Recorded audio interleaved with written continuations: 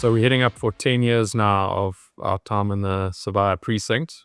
What was it that you identified in this area that you said, this is the place we need to be as developers? Yeah, so 10 years ago, Pam was at launch, and we obviously started off there, and the story was along the lines of I drive past, look at waves there as it being a surfer, and we stood there on that ground a lot and looked at the waves breaking and the beautiful forests around us, and we just thought, well, the location, it has to work because it's so close to Mhlanga, straddled between Mhlanga and the airport, and the blend of sea as well as the beautiful coastal protected forest.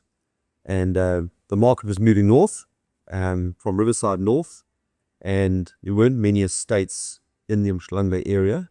Belito actually was still relatively small, and we decided, well, let's go with Ocean Dune. We had a resounding success at launch. Remember, we were talking about calling it Emerald Dunes or something because we were in the forest dunes, and we were playing with them. Totally unique, the forest around. Yeah, absolutely. So the color palettes were even the green, the blue, and the like sort of brown of the sea sand. So we thought it was going to do really well because of the location and the market demand and the drive going north from the populace. And Mhlanga was pretty busy, and they were putting up quite substantially through Ridgeside, which was very dense. And we thought, well, we wanted like a campus-style office vibe with some nice retail, smaller retail, and the ability to live and go to the shops and go to your office, but all within proximity from Mhlanga and the airport. And so we believe in it, and then obviously we went to launch, and I can't remember the exact numbers, but I think we did like 800 million in the one day. Yeah, we did like 90%. Yeah. And it was amazing. Yeah, it was probably the most nervous day of my life. I know. The whole month was like quite nervous for Charles. You would get there at 3:00 in the morning just to stand on the viewing tower that we created to say. Nice. A lot of dreams on that tower. Yeah, so and then obviously Pebble Beach came up, and we had to grab it because we'd done so well, and we didn't want competition actually. And then that sold out very well, and then then we got the feed into the demand for more estatey type products, which we came up called Gold Coast Estate, which did very well. Some of the nicest homes probably in the North Coast sit there. Signature was actually quite pioneering as well, initially, because they came out with those big plots, if you remember, some of them 10 million rand a plot, and they all sold it. We thought, wow, we can do something like that. Oh, then obviously Node 6, and where we are now, sitting in the retail mall, and the whole area didn't have this retail facility, which was very, very desperate and actually quite obvious. And post-COVID, obviously you guys re-strategized on how you wanted that Salter Sibaya to play out. Yeah. And we really changed a lot of dynamics there to suit the lifestyle and the community lifestyle that we knew was lacking. Absolutely. Prior to COVID. These smaller open-air malls were definitely Born out of COVID. Yeah, it was born out of COVID, and these smaller, more secure areas. Mm-hmm. And I think even the floods and the looting and the rioting, all of those things, as negative as they were, have changed a lot of the way we've designed going forward, and stormwater management and stormwater drainage and size of pipes and all those things. The old 1 in 50 year design that we would do 3-4 years ago, we don't even look at that anymore. It's not 1 in 200 design. The looting and rioting, as terrible as it was, made us really consider our security in all the precincts. So we've had some obviously negative things, but we've tried to turn those into positive and learn from it. And I think 10 years on, I still wouldn't say we've got everything right, and there will still be mistakes and things we don't get 100%, but we're getting better and more honed as we carry on. And I think it's because we listen. I think with Salter post-COVID, that obviously was the quickest success we had. And it showed you how the market also changed on how they were looking for residences and conveniences and so forth. Yeah, we've grown organically, and I think that's the big difference. We didn't launch 40 products in a very short period of time, hope it worked, try to figure out as we did launch things, we learned, launch the next thing. And I think very few developers have that opportunity to do that.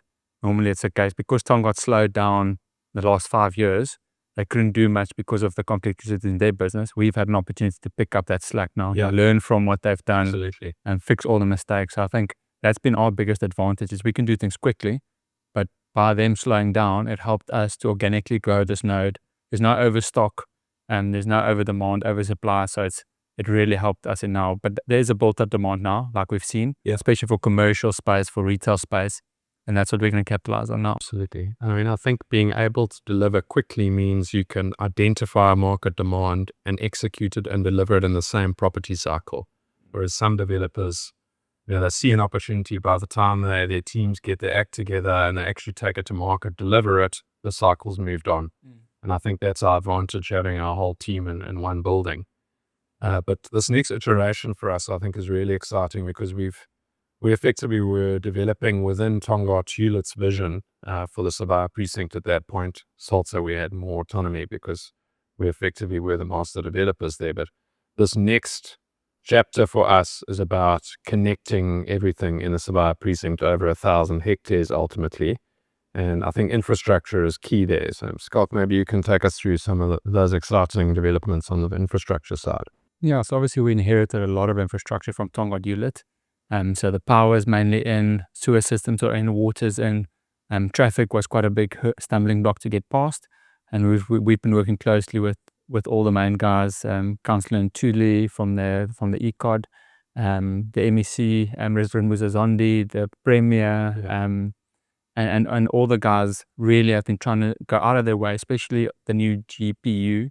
They're really trying to make a big difference. They're trying to actually do something where the previous administration was really just sitting in the back, trying to do political games and stuff. So there's really been a big swing in terms of them trying to help us. We just had the ribbon cutting ceremony 2 days ago, where we are now actually launching and starting all these road upgrades.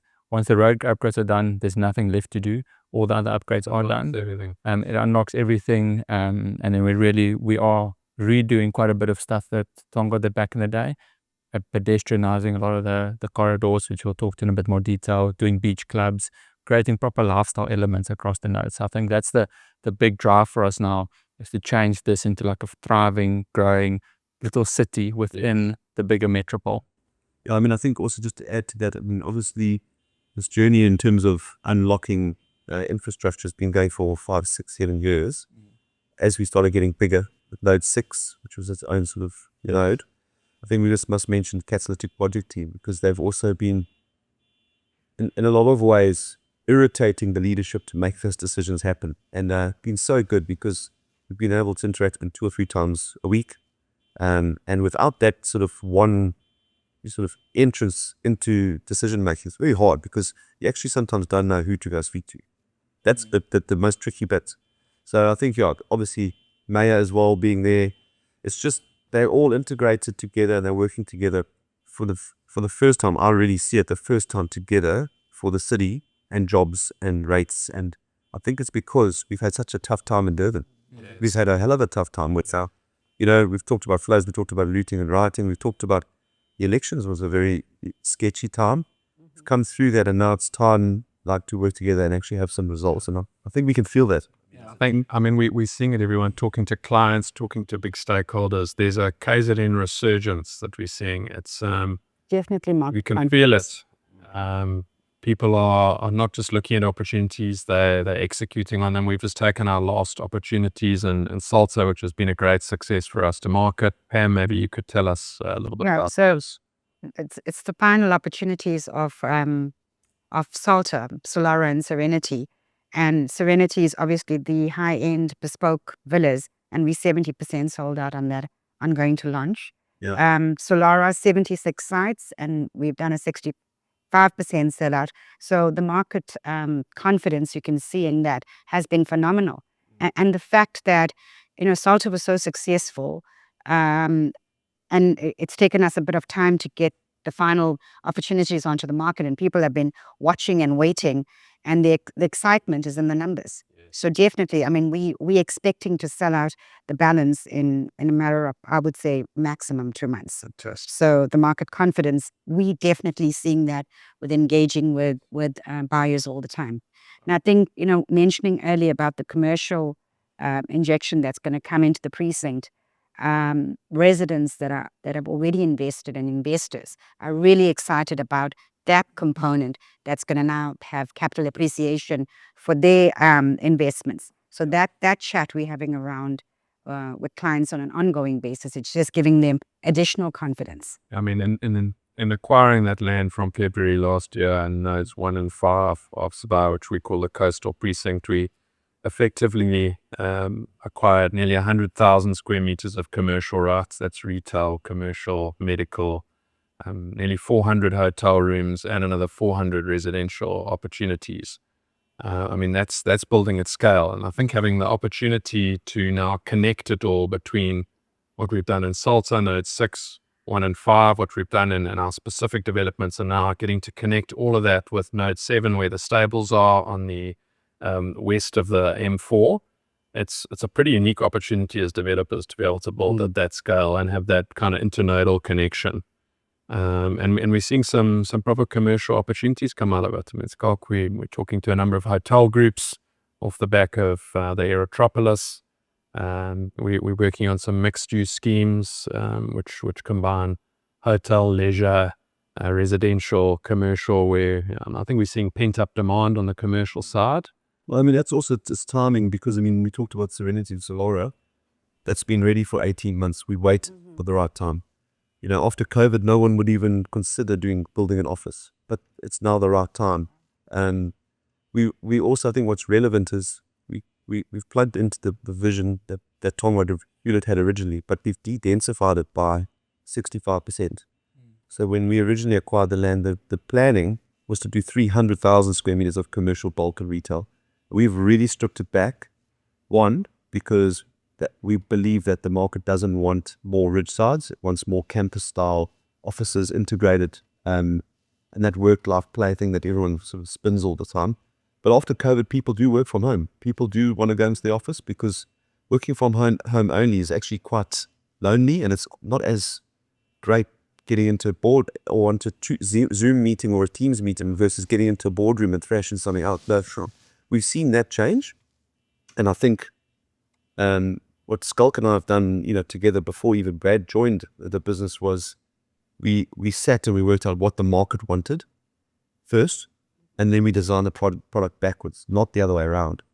And I think that's exactly where we are now. I concur completely with that, because you did, in the past when we used to have discussions, you always say, let's do what the market wants, as opposed to we have a vision and we want to design them and try to sell. And I think a lot of developers actually go wrong doing that. And I have this conversation with buyers all the time, that we listen closely, we get the market, we get to, do market research, and then we start unfolding our vision. Well, particularly like you, Pam, you see, thousands of people in a month, your team. So we when we design a product, we will speak to Pam, and Pam will say, look, there's a demand for smaller offices. There's a demand. Please do an office block that's got the ability to sell off 150 to 250 square meter chunks. So we will design an office building for that, and we will also design an office building for the blue chips. So what we do know is that people don't want an influx of call centers, and we do know that sort of tends to degrade some of the areas around, and we've learned those lessons. So we listen to the market. I think that's very important, and it's part of our success. And the density of too many buildings. Exactly. The fact that you've said you've now de-densified by 65%. I mean, that is amazing, because people want to hear it. They don't want to be in another, I'm sure understand, jungle, where everything, the concrete jungle. The lifestyle component, like an example here is like our offices is inside this mall, that we can go get food, can easily communicate, walk. We'll never go into a standalone office block again, just because that convenience factor. There needs to be amenities around you. It can't be a whole bunch of offices like a sentence setup where no one wants to do that anymore. Like we're saying, this is our thing, energy. Yeah, so we've learned that from all the guys. We've had time, which is nice. Normally you don't have time to develop these products. And then our big thing, another big factor is we don't compete with ourselves and with our clients. So I think no one else does that. A lot of other developers out there, just whoever the first deal comes onto the table, take it and let's see how it turns out. Where we have said no many, many times now, which is not normal for us. It's not ideal. Keep saying no, but we are deliberate in saying no call centers, no loss, because those are all the easy deals, but they actually don't protect the longevity, and we are going to be here for 10 to 15 years. We're not running away, so we actually have to look after the longevity of this node. I mean, it's almost, in a simplistic example of what Skulk's saying, it's almost like populating a shopping center, like we've done Marine Walk. You handpick the tenants because they ultimately are part of the entire center. So the center is a precinct, we've got to handpick the right people in there to make sure that everyone thrives off each other. So you can't put a whole lot of easy wins for financial gains, because then you're not going to attract the real anchor that you want. So that's really our ethos. Yeah. And I think that, just speaking about that on a broader context, that the managed precinct concept, which is so important for us, we bought into Sibaya, which was Tongaat's vision, and we've seen how managed precincts have thrived across SA. That Sibaya is one of the best performing precincts in the country, but now able to connect all of this, and our next iteration of infrastructure is that active transport link, which connects everything we've done in Salta, our residents, our commercial, our retail, under the M27 south to our new retail center, which we're working on, and then the multiple residential schemes, a big 6-hectare park scheme, and then all the various mixed-use zones. And if we'll run parallel with the existing road network, I mean, that's a game changer for this region. That active mobility is the one thing that we've seen hasn't been done well in South Africa yet. And I think that's a complete game changer. We're building a whole model around that as to how we get people efficiently on private roads, either pedestrianized or on scooters, on bicycles, on golf carts, where you can actually enjoy each space. You come out of your office, you drive to your office in your golf cart, you go shopping and Checkers in your golf cart, wherever you want to go, you can access a node without having to go onto a public road. Easy, no traffic. So I think that is a game changer for this area. And along that node, there's active interest points. It's not a case of it's just drive from one point to the next. There's play areas next to it. There's kids areas. There's lots of follies. There's bird watching. There's all kinds of stuff through these forests, to the beach club, wherever you want to go. So I think that is a key component of what we're trying to create, that work-play lifestyle that you were talking about earlier. Yeah. I mean, you think about that, what you're saying, even as simple as having maybe over the 5 or 6 kilometers of stretch from one end to the other, having a water fountain at every 1 kilometer. It's such a simple thing, but we don't have them. Because why? It's not privatized, it's not run, it's not maintained. Isolation. The filters aren't changed, potentially they're vandalized. So those type of simple things means that joggers and riders and that can actually enjoy that. And that's first class, first world living. And we can do that quite easily. So it's just those little things that we're able to do now, owning large sections of privatized roads and privatized space and moving in as master developers. We can do that. And I think that's what the market wants. Yeah, I think another component that we didn't touch on is security. I mean, it's vital, and the intellect that you guys have obviously attained over the years and constantly refined and implemented has been amazing. I mean, that has been the buckle up that's sealed our, for me, the residential sales. And I think maybe Brad or Scott touch on the security aspects. Well, I mean, people were looking at state security as your kind of primary line of defense or security, if you will. But we now have an opportunity to create a secure, managed environment around a state. So it's an additional layer of security where you don't have security infrastructure in your face. You use AI tech. People can move around efficiently into big green areas. A lot of 350 hectares just in this node is in the Conservation Trust. We've got a 6-hectare park where families are going to be able to play and have food and beverage and cycle. And then this active transport link that we're talking about, people are now able to move in this environment between estates. So you move towards this a kind of old world living where people feel like they're in a secure environment. And we've seen how attractive that is for such a broad catchment area. We see people moving from Belito, wanting to shop in this area. We're going to see it from Durban North, La Lucia, Umhlanga. These are not areas where you can come with your family and cycle in public open spaces in a secure environment that's well thought out. And I think that's hugely appealing for people outside of the precinct and obviously our residents. Yeah, maybe to touch on that security component, it's always interesting for me when we sit in our security meetings as to how different I think security should be to what actually the guys on the ground experience it. So how they're using AI. Should you be visible? Should you not be visible? Should you have hidden components? Should you have, so a lot of our security, you can't actually see it. But in the background, incredible stuff is happening. And I think that's a big component. And every time they say, like, should we win this incident? So we put incident planning. So the guys say, if this happens, what is the response? And every time my thinking is, okay, we should do this. Every single time I've been wrong. So it's been interesting to see how the experts on the ground, we've got 3 different security companies running it. We've got 3 different sets of intel. So that's been the biggest learning curve for me as to what I would traditionally have thought as a layman outside of the security world. What I would think is the right thing to do is completely the opposite of what the actual experts are saying and how they're approaching it. And I think the intelligence between having the whole area now, you've picked someone up on a sniper camera on their number plate as they're even entering the M27. They're already aware of it. It's been flagged. That is quietly managed, and someone speaks to them, and they move out. Yeah, so I think also what's important to just mention, and we talked about some security and roads and all the rest of it, and urban management, which is run by Brian Wright and his crew. Brian's been so pivotal in getting into the city and sorting out some of the main sewage and blockages, excuse the pun, but of pump stations being deficient or broken, or generators backing up pump stations. And he's been more than just a Sibaya Precinct manager. He's been, obviously they're involved in Belito, they're involved now in the city, and they are just sort of streamlining and sort of driving, that repair. And it talks into our bigger vision of, we've got to keep our seas clean. We've got this beautiful forest. We've got to keep that protected and usable. And that will allow the vision that, our big vision, which is to have, let's talk about some of the stuff we've got going on. We want to sell the sea and the forest to the most amazing medical facility, let's say, as an example. So maybe it's 3 or 4 different medical facilities, but people want to come here because it's specialist, because it's the best service, because it's an area they can recover in and has a lovely view over the forest while they're recovering, and out to sea.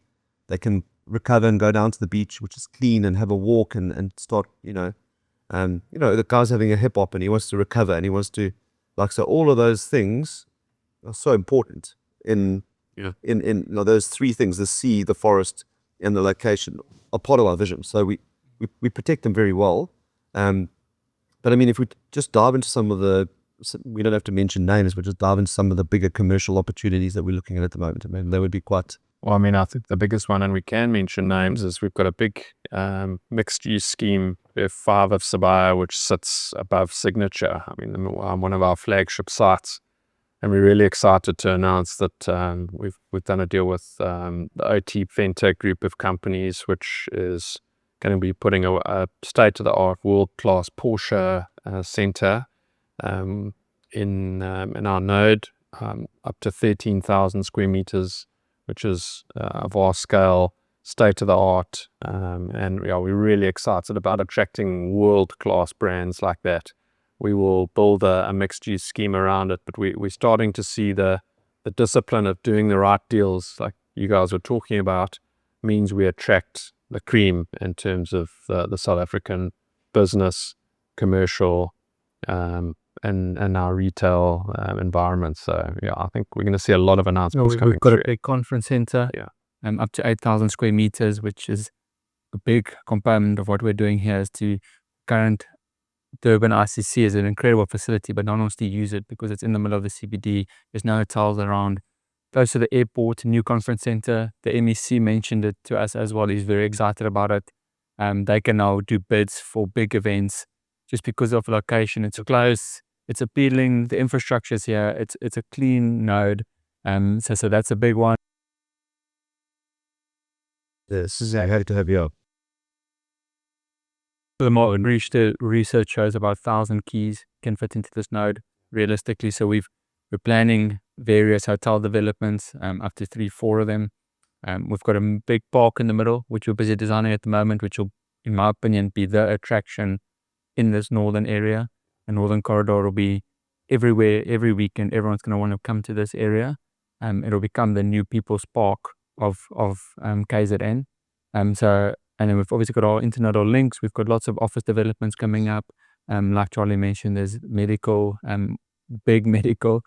So we initially thought of going quite small with a little bit, and as the demand, and as we've been speaking to the various operators, there is a very big demand for specialized medical services, and very well thought out medical, not the case of just building a hospital and seeing if it works. And quite a big shift towards preventative care and wellness as part of a medical scheme. So, body scanning, radiation. Those specialists can work remotely, and then mental health, cardiology, renal facilities. Those will all come in, and obviously day clinics and doctor suites and all the specialists that We're doing another shopping center. Yes. So another 10,000 squares of shopping center, destination retail, everything we haven't got in our current shopping malls, which are some great on road. So we've got incredible feedback. We know exactly what the node needs, and it was perfect for us to.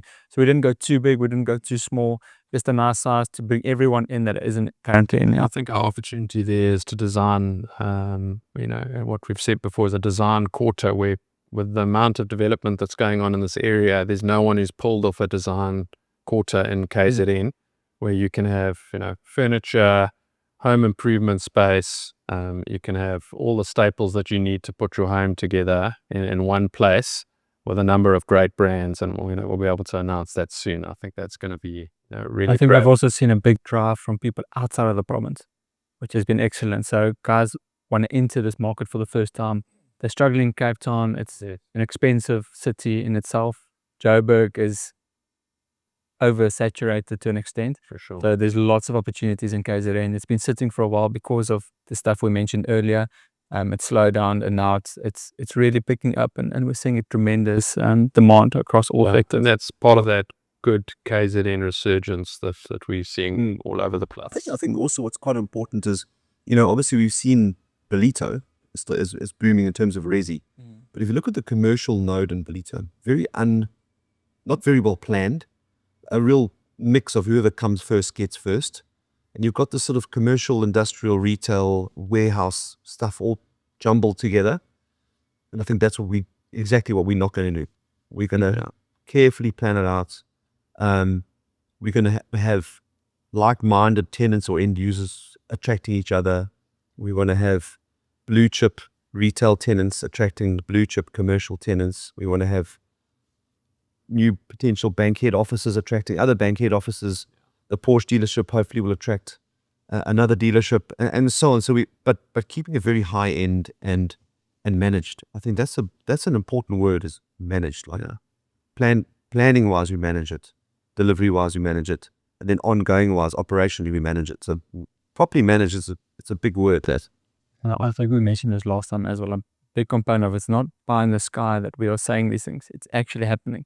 Like the roads are in, the services are in. The sites are all serviced. There's nothing stopping us from developing it. What's been stopping us is us. Just keep saying no to certain guys. But it's all there, and us curating it and over time and making sure that we actually get it right. Because we are going to be here for a long haul. So if we make 2 or 3 bad decisions, it's going to sit with us for a long time. we like to, when we have these type of forums or videos or podcasts, whatever they may be, when we say we're going to do something, we thrive and pride ourselves on doing it. So Taking the words right out of my mouth. we've waited a long time to announce this. The time hasn't been right in the market. And we don't only feel it's right, we know it's right. We've got the backing of some substantial tenants and end users. Yeah. So we believe that the time now, we will see like a radical explosion of space and demand in this node, because it takes a couple of trendsetters and then all of a sudden it's away. Yeah, and I mean that impact will be felt, not just in the precinct itself, but in the surrounding communities. I mean, the job creation and socio-economic benefits are massive, and I think it's been a big part of the success of this group has been, pulling resources, training, skills development and upliftment in the surrounding communities through the CLO programs, or even right down to having, our tenants in our centres making sure that they draw employment from the surrounding communities. And I think we could create up to 70,000 jobs in rolling out this program, and that's temporary and obviously permanent jobs. So. And a lot of the things we're creating are not something's closing to come here. Yes. It's an additional thing. So you're not losing 10,000 jobs to gain 10,000. These are 70,000 new jobs. Yeah. And I mean, the rates impact, Skulk. I mean, it's a completely new base. No, it's incredible. So maybe just in employment, we've also employed proper technology to track it. It's not a case of us just making up numbers. We've got a 4 trader system We log everybody, we track them. If they are good, they can stay on the system. If you're off the system, if you cause any trouble, you're off the system, you can't get back on. So we manage all of that throughout our precinct, which adds to our security components as well, all of that. And then, in terms of rates, our rates generation here is, I think the city has now earmarked it for the first time and really seen what the potential is. And they have to grow their rates base to be able to maintain the city, to keep up and to turn the city around, because there's big infrastructure that has to come around. We're gonna contribute up to 5 billion once this whole rollout is annually, once it's rolled out. So I think in the short term, it's between 100 and 500 million over the next 5 years, which is a massive boost for this Durban economy, and the fact that we are installing most of the services on the back of that. So I think for the city, they want to do everything they can to unlock this, because it will grow their rates base. But also for the greater province, they've now seen that these key economic nodes, us, the airport, maybe West Town, on the south end, they have to have they have to look after these key economic nodes, because that is where their rates base grows. And that's critical for us and for them to make sure that they understand that they need to support us to be able to execute. One wants golden line, isn't it? You look after the goose with the golden egg, which was the catalytic nodes. Yeah. And we actually can't afford as a city for further eThekwini guys to move up to Belito. Because remember, that's a different rate space. That goes to Belito, not our eThekwini municipality. So we can't continue to have the drain. It's not a matter of if we don't do anything, it just stays the same. We're losing rates. So doing this not only will hopefully stop that, but it'll also attract Joburgers and Cape Townians or whatever to come here, work here. So it's fresh rates, new rates to eThekwini. The city needs that. Has to have that. And also see now for the first time we're starting to get foreign buyers. So obviously Cape Town's had a big foreign market. For the first time we're now seeing foreigners actually coming to KZN. We had a German delegation out 3 weeks ago, and they couldn't believe what's going on here. Just bad press and stuff has obviously kept them away, but now the guys are seeing what's here. Club Med is coming with new flights in. So there's proper momentum coming from the international market, which will obviously boost property prices and create a whole new economic node here in KZN. I mean, even that Club Med story, everyone's heard it over the last 5 years. We banged on about Club Med. I mean, last weekend I was on site and stood around and looked at it, and it's like magnificent. It's although we're not involved as a developers there, it's just so, we're going to be so proud to have them on our coastline, and it's going to stimulate nodes. It's going to stimulate bush camps. It's going to stimulate tourism into Umhlanga, Durban beachfront. So by now, Club Med's a pioneer, others follow. Yeah. It'll be a whole the amount of 4 or 5 new airlines potentially at peak. Well, that's a hotel. That's a full hotel just for aircrew. That's one hotel just for aircrew every night. Staff. So and that's all fresh rates, fresh money in, big spends. Guys spending in euros or yen or dollars, whatever it may be. That's exactly what we need into the city at the moment. And I think we're super cognizant of that, and we're very proud to be part of it. Great.